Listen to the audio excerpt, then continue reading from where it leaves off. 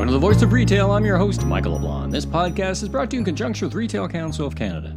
On this episode, we meet a longtime friend and colleague, David Bolotsky, founder and CEO UncommonGoods. For 20 plus years, David has been a leader in this innovative category-defining e-commerce website through the .com boom, bust, and echo, and now shares his origin story with us and the fundamental underlying philosophy and business strategies that have created long-term sustainable growth. Next, retailer, consultant, media pundit, and now author Bruce Winter joins me as we catch up and learn all about his long history in the retail industry and all about his new book, Retail Before, During, and After COVID-19. We talk about some of the key trends in the time before and now examine some of the 80 trendy highlights looking ahead through the COVID era. But first, let's check in with David, live from Brooklyn, New York. David, welcome to the Voice of Retail. How are you doing, my friend? I'm doing great, Michael. It's good to be here. You know, I want to throw out a big number. You and I have known each other since the late 90s. I was talking to Scott Silverman, and I think it's through him that we met, and we've been in touch ever since. So it's great to have you on the podcast, and it's great to hear your voice, if not see you in person. Why don't we start at the beginning a little bit for those of you, or for those listeners who don't know you as well as I do. Give us a bit of sense of your yourself, your personal, professional journey up to your founding of UncommonGoods. Sure. So if we go way back to childhood, I always dreamed being an entrepreneur as a kid. Went to college, paid for college myself, worked throughout college, had some small businesses on the side. The most serious job I would say I had was running the university's, back then it was a record store. We sold a lot of vinyl called Slip, right on. Which was great entrepreneurial training. And my dream at the time was to start my own record label. But I was too idealistic as a college student to use any connections. And the CD hadn't taken off yet. And none of the record labels wanted to hire me. And I felt like that was important to get that kind of training before starting my own label. And had no idea what I wanted to do. Ended up somewhat falling into a position as a assistant to a research analyst, a woman named Maggie Gilliam, who covered the retail industry, was really the research analyst who discovered Sam Walton and Walmart back in the 1970s. And I worked for her as essentially a glorified number cruncher.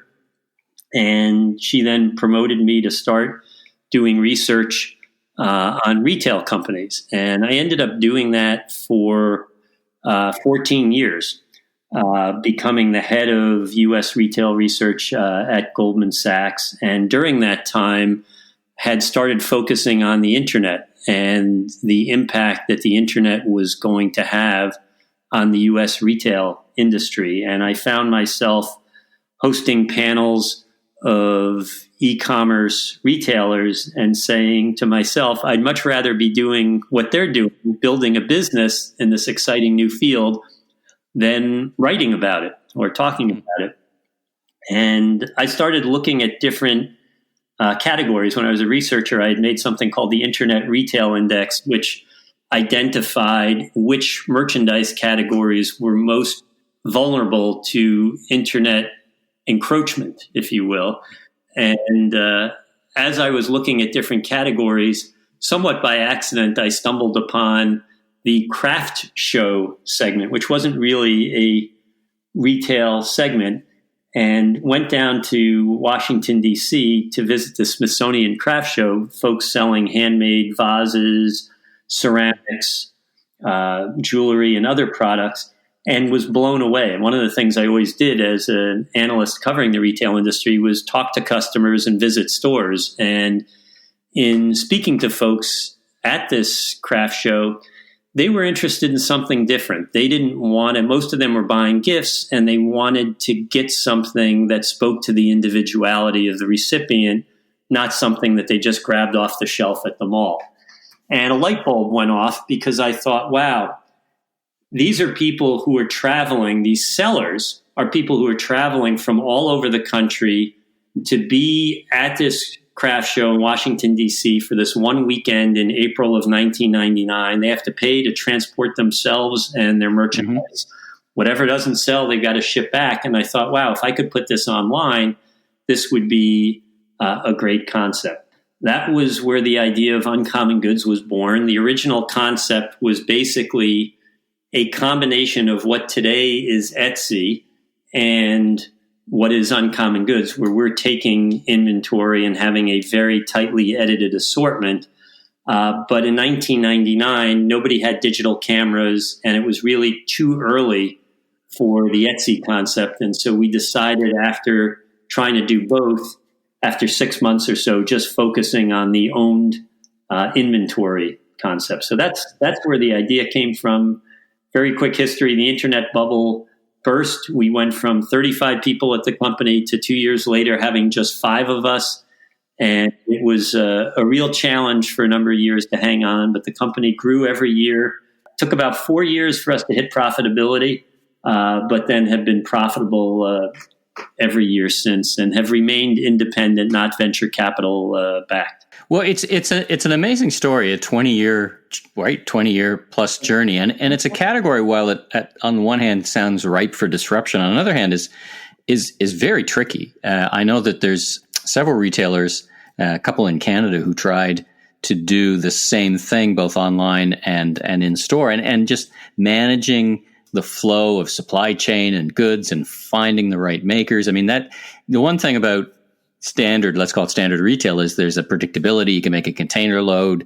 It kind of comes in. How do you manage that so well? I mean, you've got 20 years of experience. I mean, how do you manage that array of makers who are very good at making things? Do you carry all the inventory? Is that one way you manage it so they don't ship direct? So give me some insight into the business model from that perspective. How you do so well of managing such a probably from small to mid makers and creators of product. Well, we probably look better from the outside than we do from the inside. I'll start with that. You talk to some of our customers in December, and they'll say, "Why are you out of stock on many of the things I want?" I mean, it's hard. One of my favorite business expressions is, if you want to forecast accurately, forecast often. Having more than 60% of our suppliers based in the U.S. makes that more feasible. So one of the things we do is we don't predict a year in advance or 9 months in advance. We do, as we've grown larger, frequently have to order 3-4 months in advance, but we try to stay as nimble as possible. And we own most of the inventory. Most of what we sell is merchandise that we stock in one of our warehouses. So it's a challenge. We probably err a bit too much on being cautious, not making huge inventory bets. But the Christmas season tends to be about 2/3 of our revenue for the year. And so if we're overstock on something, we're going to be sitting on it for quite a while, because marking it down in January, if it's a Christmas type gift, isn't necessarily going to move the merchandise. Let's talk about the values, because this isn't just an ordinary, so to speak, retail operation, as complex as that is. But you've taken an approach that is very value-based. I mean, you're one of the founding B corporations. You support the makers in many ways, the Better to Give program. You've got codified principles. Take us through that in terms of how you actually conduct yourselves and the kind of how you think about running that business and in the community that you're in, and then these founding principles. So it may seem somewhat ironic coming from Wall Street, but I had a mom who worked as a social worker and a dad who worked at the United Nations, and they definitely drummed social responsibility into me. They didn't call it that, but trying to do the right thing, and in whatever small way I could, make the world a better place. And that was very important to me in starting the business. I think it starts with how we treat our people. So we've chosen not to outsource the vast majority of our fulfillment, and we operate a warehouse in Brooklyn, pay 230% of the federal minimum wage. Our starting wage last year was $17 an hour, and this year it will go higher. For me, if I can make money and I'm selling out my values, it's not worth it. And so I want to try to build a business that we can all be proud of. I helped start a nonprofit organization years ago, and while it does a lot of good, it helped me realize that nonprofits are necessary in part because businesses aren't doing what we should do as part of the social compact. There's a lot of dumping off on society our business responsibility. And part of being a B Corp is really owning your responsibility to society. That's the philosophy we've had from day one. I would say as each year has gone by, we've tried to get better about that, being more responsible, having more of a positive impact. It's an interesting thing to talk about, this whole concept of economic rents, I think the economists would call it, right? The things that enable enterprises to do what they do without paying really the full cost of whatever that impact is to environment or people and programs and things like that. So it's a really great lesson. Let's talk about tactically shifting gears here a little bit. You have a catalog, which is an interesting idea given your digital native site and it's a print catalog. And tell us about that.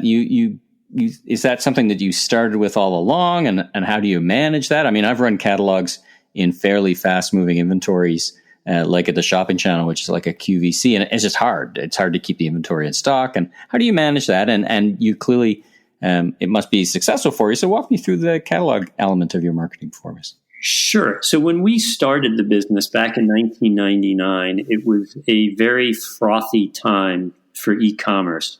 Companies were signing deals back then on something called AOL, America Online, and paying multi-million-dollar fees and watching their stock prices surge. And I took a hard look at the economics and said, the only people making money on this deal are AOL and maybe public shareholders who are dumping their stock when the stock goes up after signing the deal. But there was just no economic rationale for it. So we had a very hard time when we started the business finding customers online. There was a website called goto.com, which had the first paid search, and it was very controversial that you would actually pay for a search result. It was considered unethical. Buy searches for a penny. But there weren't enough people doing it. And so we had to start thinking of how are we going to attract customers as an online retailer? And we started out with a postcard and we did some package inserts, and those weren't very economical. We then tried a 4-sided mailer, and that was a little less of a loser than a postcard, but still making money. And our head of marketing came to me and said, "Hey, Dave, we could do a catalog, and as long as we print 100,000 of these," and I think it was 16 pages at the time, you get these economies of scale, and it doesn't cost much more than that 4-sided mailer, and you can put way more product in it. And my initial knee-jerk reaction was, we're an e-commerce company. We're not a catalog company. That's so old school. There's no way we would ever do that. And we were at that point really desperate for revenue, and I took my pride, put it on the shelf, and said, let's try this catalog thing, old school as it may be. And it ended up being a bit of a lifeline for the business. That piece of the business is not growing. If anything, it's shrinking at this point, but it's still an important differentiator for us, both with customers and I also think with some of our vendors. And people like having their product in print. There's a tradition of that in Canada. I was listening to the new Walmart CEO in Canada. He came from Chile. He's traveled all over the world, and he continues to be, baffled or amazed or somewhere in between the need and the desire to print flyers here in Canada. As you mentioned, talking about different ways to drive audience and be discovered. Have you considered retail stores or pop-ups in your plan? Many of these, many digital native companies have done that at one level or another. Has that ever entered your mind in terms of something you might want to try, or have you tried it? Yes and yes. So in our early days, probably 2-3 years into the business, Grand Central Terminal, Midtown Manhattan, the main train station, has a holiday pop-up shop with about 50 or so retailers with small booths. And we did that early on. It was very successful. It was something like 10% of the company's revenue at the time, made money, and it was the biggest headache you could imagine. And we did it 2 Christmas seasons and 1 spring season. And I ultimately said, this is a distraction. The systems that work for our website are completely different from the systems we need to run stores. And we really need to focus. As our company has matured, there's been a push again, and particularly when you see a lot of these so-called digitally native vertical brands opening up stores, there's a lot of this bandwagon mentality that, hey, we should do it too. And there's certainly logic behind it. You can break even. You could say it's a form of advertising. It's like a physical store as media kind of idea. Yeah. I would say there are the same challenges today that there were 20 years ago. I would really rather that we focus on the core business. I mean, I look at that small company in Seattle that got to $100 billion in revenue, or over $100 billion before Amazon opened their first store. So we've got a long way to get to our first billion. So that's a great point. I'd rather focus. Well, let's talk about a different kind of focus. So in what I call the before time, so pre-COVID, which wasn't that long ago, but as you sat around and you and your team sat around late 2019, let's say, and thought about 2020 and beyond, what are the kind of things that you were thinking about and how to grow the business? We've talked about a few. And I guess where I'm going with this is then, now knowing what you know and experiencing what you've experienced, what in your mind has changed? Some retailers have said it's been a great acceleration of adoption of e-commerce. It's been, for some very good for their business, kind of moved consumer demand ahead. So again, thinking back to 2019, how are you going to conceptualize growing the business? And then are you thinking about that at all differently now, knowing what you know after the past 17, 18 weeks? And as you think about the COVID era, however that long lasts ahead of us? One of our biggest challenges and opportunities is living up to our name, making sure that the product that we offer is impossible or at a minimum really hard to find somewhere else and is great. That is my primary, and I would say our primary focus. And so last year, close to 40% of what we sold was exclusive. And pre-COVID, one of our goals was to continue to drive that number materially higher. A second area of focus was identifying new channels to acquire customers. We had done and talked about very well with catalog, mature channel, paid search, mature channel, getting a lot more expensive. Paid social, for us, less mature, but also pretty expensive. Yeah. And so, and SEO was also something that, has increasingly been a challenge for us. And so we were looking at video and other approaches to try to get the word out there about Uncommon Goods. And I would say, similar to what you've heard elsewhere, COVID has been an accelerant to our business. It's been a real challenge. We were at the epicenter in Brooklyn, and we operate everything pretty much under one roof: warehouse, customer care center, photo studio, computer programming, merchandising, product design, everything. We made the choice to shut down. We were allowed by New York State to keep the warehouse open, but we felt for the health and safety of our team, as well as our fellow citizens of New York City, the right thing to do was close our doors.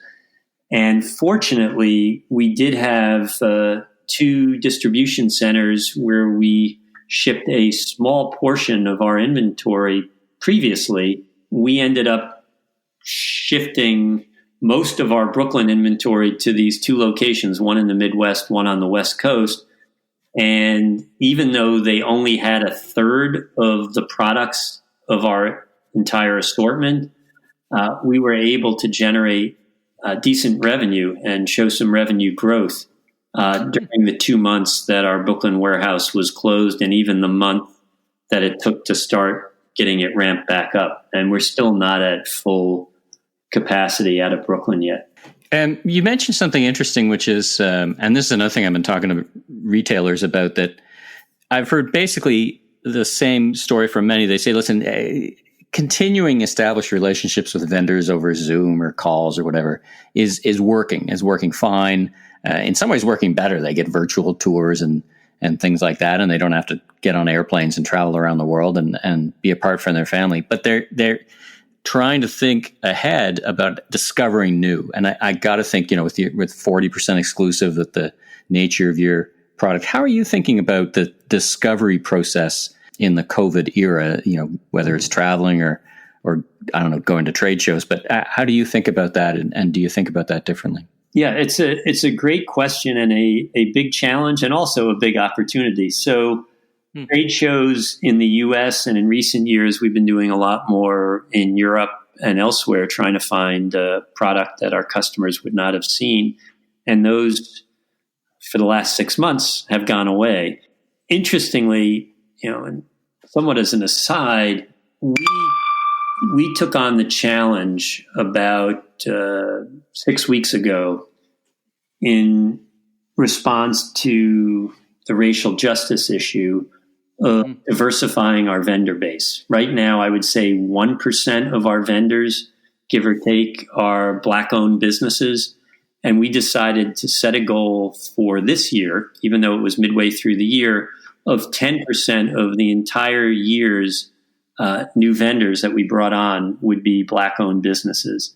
And as you can imagine, we couldn't go to trade shows to find those businesses. We put the word out on social media, and our buyers, again, mainly looked online, and we're already 2/3 of the way to the goal in terms of improving those vendors. So what I would tell you is that there are tons of resources online, lots of media being written about great product.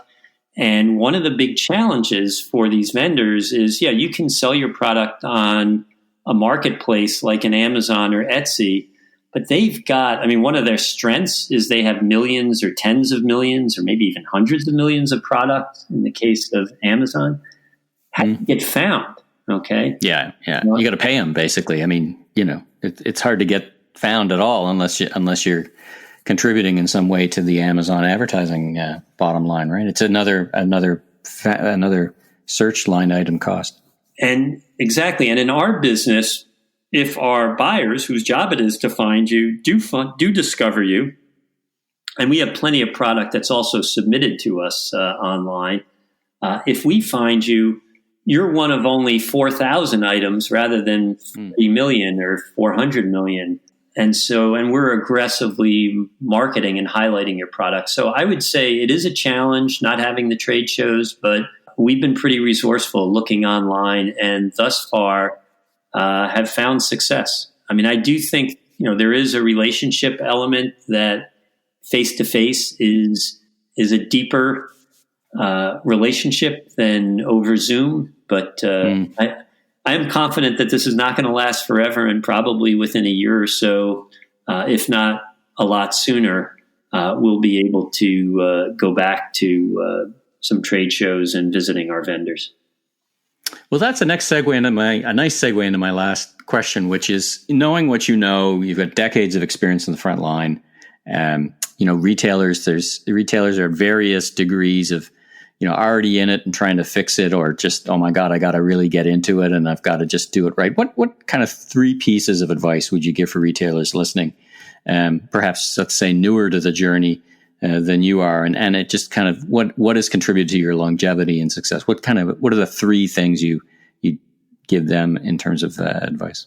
Well, number 1 is don't follow the rules. So I won't give you 3. I don't know that I can think that clearly, but break the rules. Number 1. All right, you're just breaking the rule, answering the question. There you go. I'd say most importantly, you have to have a good concept. Okay, Uncommon Goods, for better or worse, is pretty much today in concept what it was in 1999. And you'd say, gee, Dave, you should have been a lot more innovative. And I think there are opportunities that we could have more effectively capitalized on it. But bottom line is that we had a good idea at the beginning, and we've been able to run with it for 21 years. So I think figuring out, hey, is there a good value proposition for the shopper here is most important. Secondly, thinking more, you're asking what keeps me going? Why have I, done this for 21 years? I think some of it is I enjoy it, so make sure it's something you enjoy. When I was exploring different categories, I looked at the craft market, not handmade goods, but things like silk flowers and scrapbooking. And that was just not something that I connected to at all. And I would just be doing it to make money rather than this is a business where I love the idea of individual expression. I admire the work that these artists are doing. I enjoy and take some pride in what we've built. Whereas if it's a category that I had no connection with, I think that would be much harder. In terms of personal qualities that have kept us going and growing, I'd say for me, it's determination. I have a very, very hard time quitting, which is not necessarily always a positive trait, but that's how I'm wired. And related to that, never being satisfied. I'd say always in beta mode. 21 years old, I feel like I have the same mentality, or largely the same mentality I did when we started the company, that, everything is broken, or put in a more positive way, everything can be better. And I have to watch that as a leader because that can be demoralizing to your team. And so I have to focus on the glass is half full as opposed to half empty, even though I think in half empty terms. And then perhaps most importantly, having the balance and perspective, not taking it too seriously, recognizing that, my family, my friends, my health, and my values are my foundation. That's really what's most important. And work needs to fit into that foundation, not the other way around. And I think having that grounding has helped me when we've gone through difficult times as a business, not getting too stressed and staying level-headed. Well, you've been so generous with your time and such great insights. And I can think of your business in terms of, navigating such growth and also challenges, right? The dot-com boom as you described, in the 2000s, and then the recession, and then whatever this is. So listen, congratulations on your success. I wish you continued success. It's a great concept. Love the idea. I love the fact that we got to chit and chat a bit. And as I said, look forward to seeing you in person as soon as we can. So for now, thanks so much for being on the Voice of Retail, and really appreciate your time. Thank you, Michael. I've really enjoyed knowing you all these years and this conversation.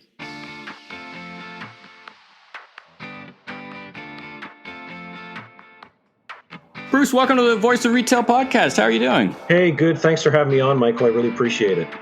Well, it's a real treat to see you and be able to, not to see you, but it's a real treat to be able to speak with you if we are not able to at least see each other. I see you all the time on media. Congratulations. You're doing a great job. Yeah, thanks a lot. I appreciate it. Yeah, helping people and understand what's going on in the retail industry. It's dynamic before, double dynamic now. We'll talk about that. But let's jump right in. Tell us a little bit about yourself, your personal, professional journey. You got great experience in the retail sector and what you're doing today. Yeah, well, I started out in retail back in 1990 full time. I worked at Canadian Tire and did a whole bunch of jobs there, mostly in the buying area. I was a buyer for about 10 years there and spent about 18 years in total.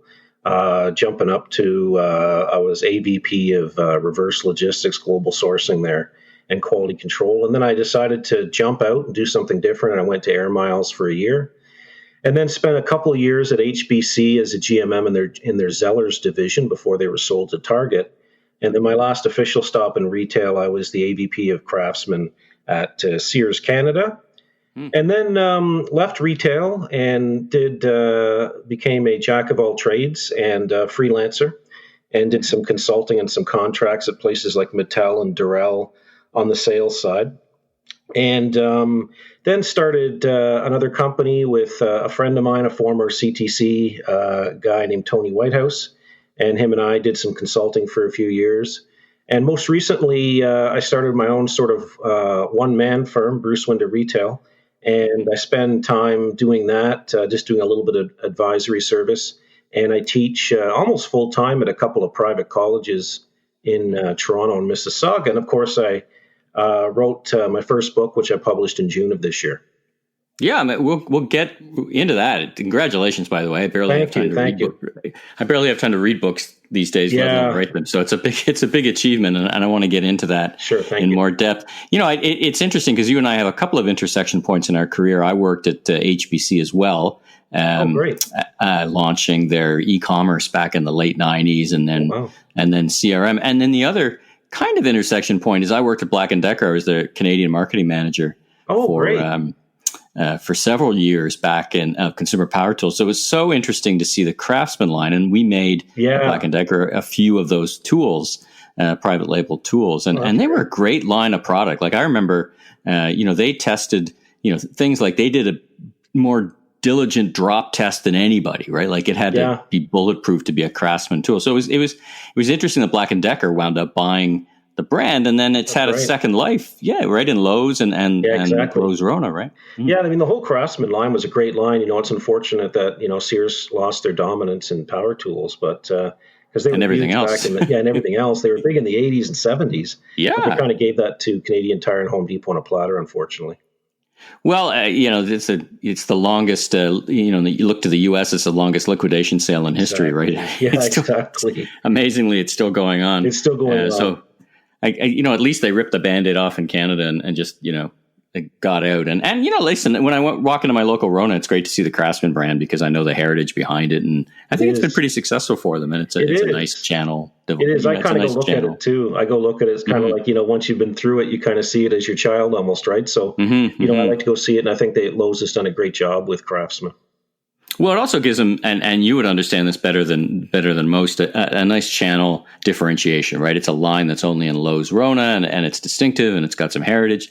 Not so much for the young hobbyists, but for those of you for those of us like ourselves, the name I think still resonates with us. I have a funny story for you. You're often in the media, and I don't think I ever told you this. It was a funny story 2 years ago, and we were called down, as we all are, during the holidays. And I remember talking to the CBC, and they said, we'd love to see you at Yorkdale. And I'm like, Yorkdale on Boxing Day is crazy. Do you really want to see me there? It's such a hassle to get to.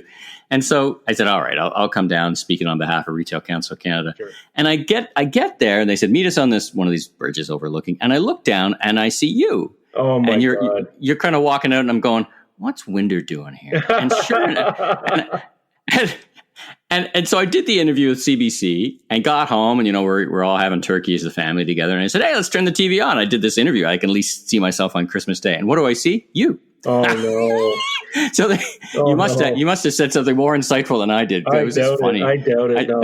So we're always like ships in the night, right? All the people who are always on TV in Canada, it's the same bunch of people, and it's just kind of funny to see us all. It was a funny anecdote because I looked over as I said, I looked over and I saw you and I'm like, hey, wait a minute, what's Winder doing here? What's he doing here? Yeah, that's a good one. All right, well, listen, you're a keen observer and commentator in retail. I mean, there's no shortage of developments we can talk about, but let's talk about the before time. Let's talk about, what trends. My goodness, you chronicled 80 of them in your book, but what are the trends that you were looking at in late 2019 as you were writing your book? And where I'm going with this is I wanted to get a sense of what of those were disrupted. We'll talk about, acceleration or the catalyst of the COVID era. But as you think about all those trends, whether it's, sustainability or the way companies source their product, you've got great experience in supply chain. What do you think has been of those trends that existed before the most impacted by the COVID era? Well, I think if you look at all the trends, and there are a lot, to your point, and anyone like yourself close to the industry knows this. The industry's been just in incredible flux over the last few years. But I guess when I think of e-commerce, I really think of that as the trend that really, was the biggest game changer and had the biggest effect through the pandemic as well. Because as you know, and I know, Canada has been a little bit late to the game in terms of e-commerce penetration versus the United Kingdom and the US. And, I hate to say it, but some of our retailers were sort of, a little bit behind, and they hadn't built up the capacity and the capabilities, and they were sort of being dragged there by the consumer. Because let's face it, it's hard to make money if you're a brick and mortar person, when you do this e-commerce thing, right? So I think that was the biggest thing that really changed the industry, because, you started to see, and you're seeing it now, a reduction of brick and mortar stores. You just don't need as many stores. And just the infrastructure and the economics are so different that it really has, changed the industry. It's not something new. I mean, e-commerce has been around for a few decades, but it's got to the tipping point now where it's starting to significantly impact the mix and the share of sales and the profitability. And, it's a tough one for retailers because they've got to wind up and spend all this capital now to build this infrastructure, knowing that it's probably not going to pay for itself for quite a few years. So it's a bit of a tough one to explain to boards and to the top brass. Well, the gnarly, I mean, what you're talking about is the insider secret. It's hard to make money on e-commerce. And part of that gnarly formula is if I just move sales from my store to online, I haven't grown the pie. Exactly. Unless somehow, way, shape, or another, I'm taking share out from another competitor, just moving the nickel around to whether it's online or in stores isn't incredibly helpful from a bottom line perspective, right? I mean, exactly. that's one of those things that as we unpack that for industry observers or analysts, but it's compelling. It's must be done, and it's interesting. You talk about how fundamentally I think volume changes. I mean, there's an old saying in retail: volume solves a lot of sins.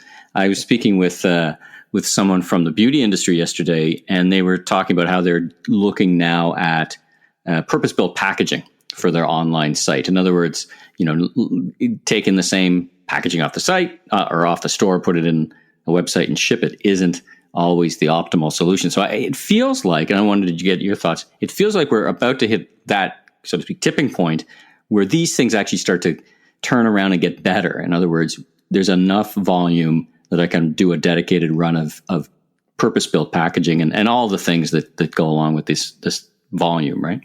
Yeah, I think that's it. I mean, I think you're starting to see with the help of the pandemic, e-commerce get to a point where where it'll have its own packaging, it'll have its own processes, it'll have its own products in some cases, certainly its own pricing, it may even have its own return privileges that are different than brick and mortar. So, as it gets bigger, there's a few problems to be solved. And I think it's the time where you're going to start to see some of those solutions come to fruition now. Well, let's get into your new book, Retail Before, During, and After the COVID-19 Crisis. Now, before we get into the substance of the book, walk us through the tradecraft, so to speak, of writing the book. I mean, how did you always feel you had a book in you, and how did you go about writing it? I talked to Dan Pink, and he said, I put 5 hours a day, and I had a word count, and I didn't leave my office until I hit the word count. Like, I'm really curious. As I said, I barely have time to read, let alone write. So walk me through a little bit of that, first of all. Yeah, it was quite a challenge, actually. I mean, I kind of thought about doing it back in 2017, and I started to scribble down some things which I would later kind of toss, but I got really serious about it a couple of years ago, and I started doing a lot of research, and that's really where I started. I said, I'm going to do a lot of research and sort of let the research direct me in terms of saying, what have I found out? And if I take this research and cluster it together into a number of areas, what is the research telling me? So I started with that, and then I started to see some common threads. And then literally I just started sort of piecing them together and connecting the dots. And it's a bit of a journey. It's like almost like a tour guide. I'm your tour guide through my research to say, this is what we've seen.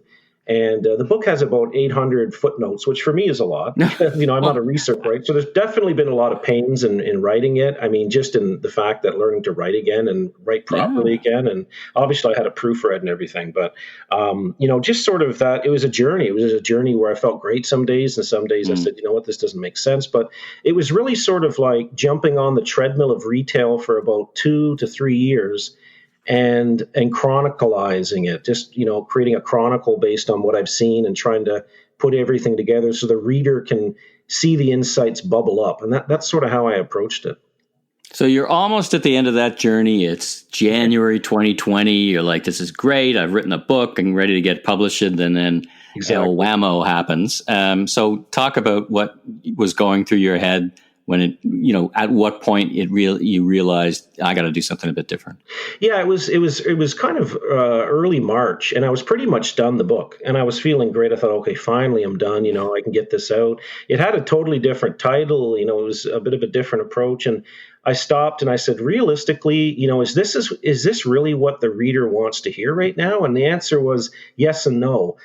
The reader wants to see sort of where we were, what the baseline was with retail, what are the top trends as of February 2020, but the whole story's been rewritten. So that's when I really dropped everything. And for April and May, or March and April, really did nothing and just wrote, just did more research, accelerated my research process, read everything I could about retail, and put it into an extra 150 pages where I talked about, where are we now? And where are we going? And I think it's more relevant now than it would have been if I hadn't have done that. Well, that's a nice segue to talk about this COVID thing, this COVID crisis. What do you think of the short-term implications? We've been talking about, and they're a little easier to see, so to speak. Retailers are hit with either a sledgehammer or a shockwave of demand. Now we're kind of settling in, if we can put it that way, to the COVID era, which could be, 18, 24, 36 months. Yeah. No matter how long it is and at what intensity, some things have probably changed. And I'm always reticent to say this changes everything, because that's very rarely the case. But does anything come to mind for you that has been changed fundamentally with the COVID crisis? Yeah, it's a great question. I mean, there's lots of opinions floating out there. I mean, I would say that what's changed with the crisis, almost semi-permanently, or at least in the next little while, is the growth of e-commerce. So e-commerce, it soared during the pandemic, during the heat of it. It's certainly settled down a bit since then. But I think that, the penetration of e-commerce for most categories in Canada has increased versus where it was before this hit. And like we said, we were already kind of at the tipping point, so now it's pushed us over the tipping point. So to me, that's one of the biggest changes. I also think that, at least for the next little while, we're going to see a pretty big consolidation in the industry. So unfortunately, a lot of the small folks and even some medium folks are going to probably go away, unfortunately. They're going to go into CCAA and then ultimately liquidate. Really through no fault of their own, just the circumstances. Yep. And I think you're going to see a consolidation of the industry. The big folks, the Canadian Tires, the Walmarts, the Loblaws, the Amazon, they're going to get bigger and get stronger. So you're going to see a bit of a polarized industry. You're going to see a flight to value, I think a bit more of a permanent flight to value than we saw in 2008 and 2009, because with those bankruptcies and the changing of retail, there's going to be significant job losses in retail. And I think you're going to see that's going to be enough to push society to a point where more people are going to be shopping at dollar stores, thrift stores, discounters like Walmart than were before. So I think you're going to see a structural shift. I think you're going to see tier 3 malls probably pack it in. They're going to have to pack it in and do something different with the real estate repurpose. I don't think tier 3 malls are going to make it out of this. I think tier 1 malls will. Tier 2, some will, some won't, but tier 3, I think, are going to be gone as a result of this. So you'll have less malls. I think right now, clean is the new black, which means, at least for the next little while until there's a virus and perhaps even after, customers want to feel protected so that when you go into a store, there's safe protocols, there's social distancing, there's the right feel so that they feel comfortable shopping again. There's tightening up of assortments. I think when we come out of this, there's going to be a fairly big discrepancy between the rich and the not so rich, if you will. Sort of income disparity is going to be accelerated. Interest I want to pick up on one of your points you just mentioned, because I've been talking to merchants a lot about this. Is this, on the one hand, there's a consolidation of assortment and vendors potentially, because simply stated, in a world where it's hard to predict what's going to happen next, you need to kind of have a very focused assortment. But on the other hand, I think retailers are are concerned that newness still drives many retailers and many categories. So that discovery and the new listing, where do you fall out on that? I mean, I think it's an interesting, on the one hand, I'm going to, carry less colorways, or I'm going to carry, less types of pasta because I just want to be able to be flexible. But how do you discover new in the COVID era? You can't travel. You probably can't travel. Zoom is okay for managing existing relationships, but it's just discovery, I think, gets a bit harder, right? Yeah, I think that's a very good point, Michael. And I think that we're going to lose some of that a little bit in the next little while.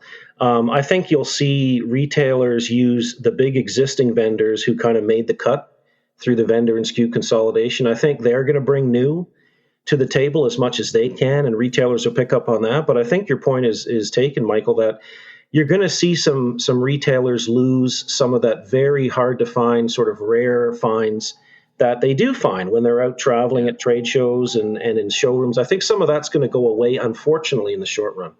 Just almost back to the beginning of our conversation about Craftsman as a great differentiator that isn't in every banner, right? So, right. That's a really interesting point you make that, and who knows, we might see these big CPG or just big companies that were able to navigate as vendors just buy other smaller vendors, because it's the only way the small vendors are going to have a chance to get in front of a retailer that's always discerning, but now is just even more so with keeping an eye on SKU count and vendor proliferation and all those things. You mentioned something earlier on about stores, and and again, not a new trend that stores. There's less stores and more. So, of course, in the overbuilt U.S., I was reading today that Neiman Marcus is closing its store in Hudson Yards. Yeah, I saw that.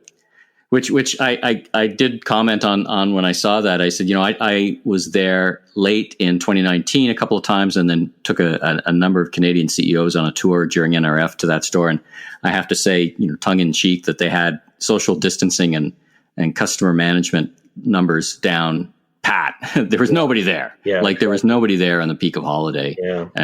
It's at the top of, as you walked up Hudson Yards, if you've been there, it just gets thinner and thinner the higher you go. So anyway, I wish them best, but interesting. But my point is, talk about your thoughts around the changing nature of stores, because everyone knows, so to speak, that you probably need less stores. They probably need to be a bit smaller, and importantly, they probably need to have a bit of a different role. What are your thoughts on that?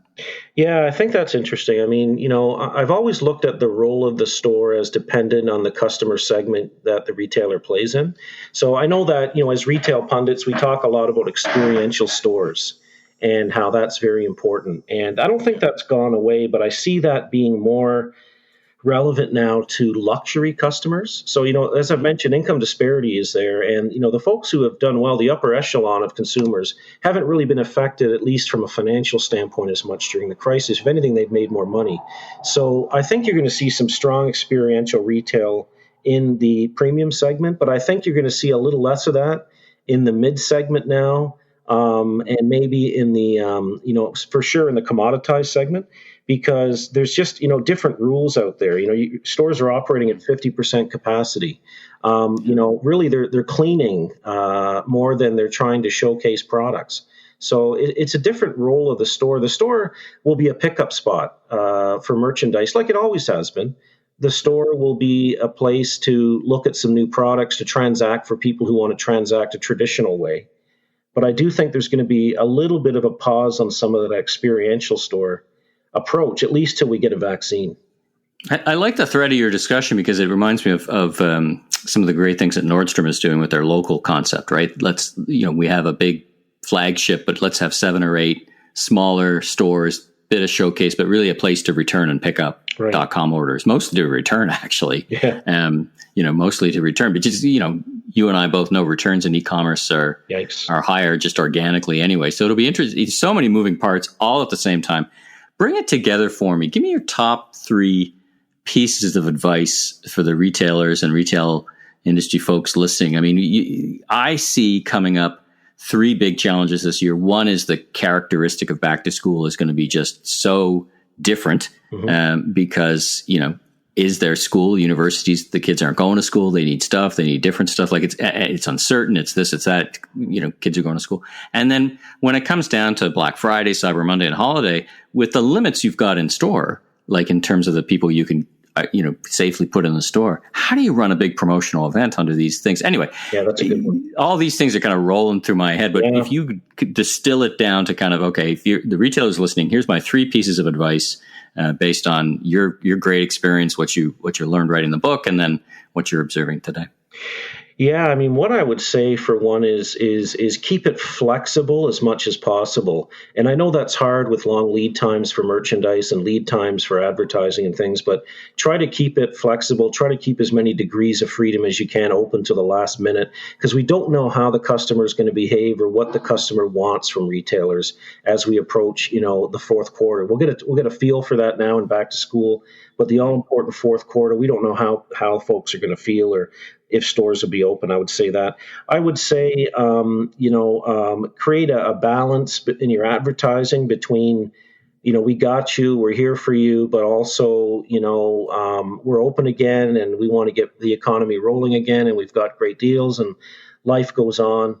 And I would say, and this is a given, is lean on your partners to negotiate your way through so you share the risk for the fourth quarter. And when I say partners, I mean landlords, I mean suppliers, I mean marketing agencies, banks, lenders, all the partners that a retailer has. Work together as a team as you approach fourth quarter and share the risk. Don't feel you have to take all the risk yourself. Tap into whatever government programs are available to try to spread that risk so that you don't bear the brunt of that risk yourself as a retailer.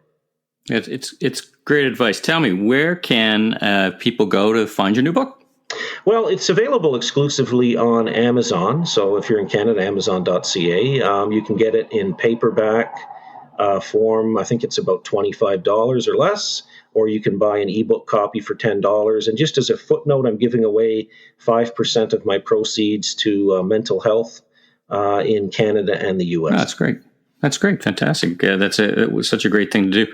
And now, where can listeners go to learn more about you and the work you do? LinkedIn, a website? Where can they get in touch with you? Yeah, I'm kind of all over the place. I mean, I'm on LinkedIn. I have my own website, brucewinder.com. Those are probably the best spots to find me, and happy to help anyone I can, or at least give some advice through this tough time. Well, Bruce, it's been a real treat chatting with you and catching up. Yeah, great insights and listen, congratulations again on the book. It's fantastic. You were kind enough to send me a copy, and I've been working my way through it. It's a great read, and I'd recommend it to anybody in the retail sector on either side, whether you're a retailer or a retail industry insider. It's a great way to learn. It's a compendium of great ideas and trends. So congratulations on that.